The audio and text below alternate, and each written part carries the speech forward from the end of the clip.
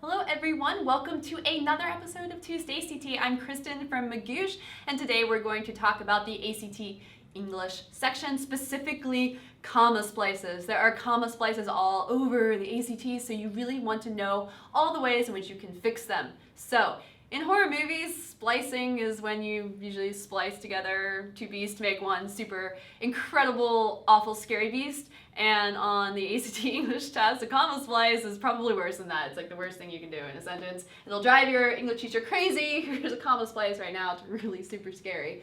I ran 5 miles along the river on Sundays. I do this even when it is raining. You can't do that. It's going to kill me and your English teacher, so don't do it, ever. So we need to fix that. What we have here is we have an independent clause, and we have another independent clause. Two sentences that can stand alone, and we just like stuck them together, which is a comma. You may think that's fine, but you just can't. You can't do it according to the people in charge of English grammar. So don't do it. You can't do it on the ACT. So there are 4 main ways in which you can fix this horrible little comma splice.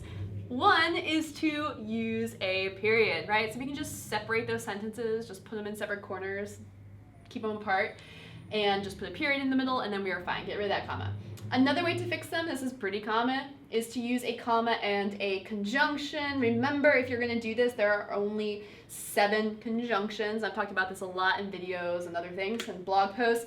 You can use one of the fanboys. This is an acronym to remember: for, and, nor, but, or, yet, so. Those are the only 7 options you have to create a compound sentence. So don't use something like however. That's a really frequent one students use all the time. You can't use it in this context, so you can use it in other places, but it doesn't fix a comma splice. So you need to use a comma and one of these coordinating conjunctions. Number 3 is you can use a semicolon. This is usually a really elegant solution. I like to use semicolons all over the place. You don't use a semicolon and a conjunction. You just use that semicolon just like you would just use a period. So the difference between a period and a semicolon is that a period really separates out 2 sentences, and a semicolon says, I know these sentences want to be together, but they're separate sentences, but they're really related, so it's like between a period and a comma. So you can use a semicolon to do that. And your 4th solution, and this is not one that a lot of students don't necessarily think of, but it is perfectly acceptable, and so you might see this maybe on some harder questions on the ACT, is to subordinate one clause to the other. Basically, turn it from an independent clause into a dependent clause. So we had that sentence. Let's go back to the original sentence. I ran 5 miles along the river on Sundays. I do this even when it is raining. I can get rid of that I do this and just have this subordinating conjunction here, even. I ran 5 miles on Saturdays, even when it is raining. So when it is raining is not a sentence that can stand alone, or even when it's raining is not a sentence that can stand alone. So we fix that so we can subordinate one clause to the other.